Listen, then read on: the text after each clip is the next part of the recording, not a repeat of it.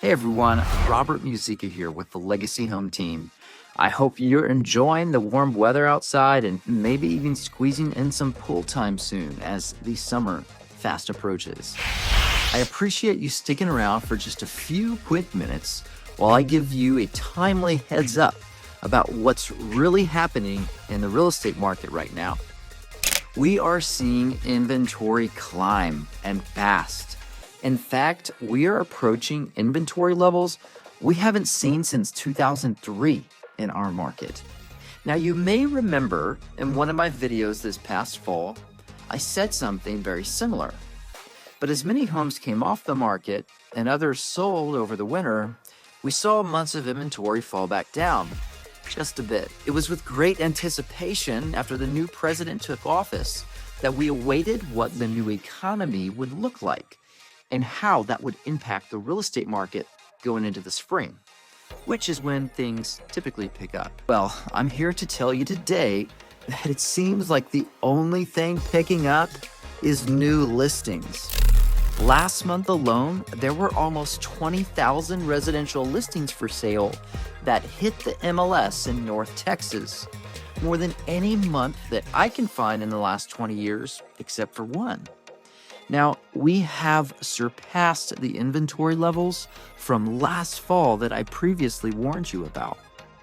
With such massive amounts of homes coming available for sale, it would be nice for those home sellers if demand from buyers was equally picking up. Unfortunately, it looks as if that is not happening, as the amount of mortgage applications for home purchases dipped each of the last 3 weeks of April, and listings failed to get showings and offers. Does this mean more options for buyers? Absolutely it does. But what it really means is that sellers are starting to compete again. When inventory goes up and buyer activity stays steady or slows, you know what happens next: price reductions.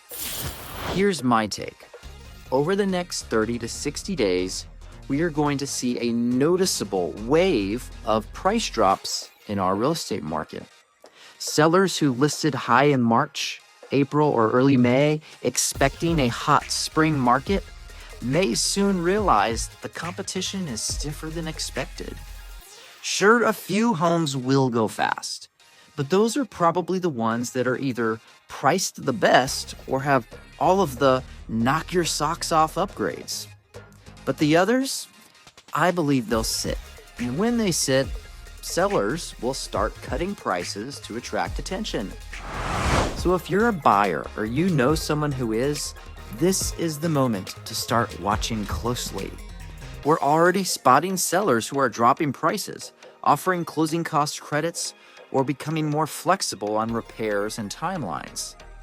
It doesn't mean that you'll get a 10% or 20% discount on properties this summer, but it does mean that you will have substantially more options with substantially higher leverage to use in negotiations. But if you are thinking of selling, this is your window to get ahead of the curve, and it's quickly closing.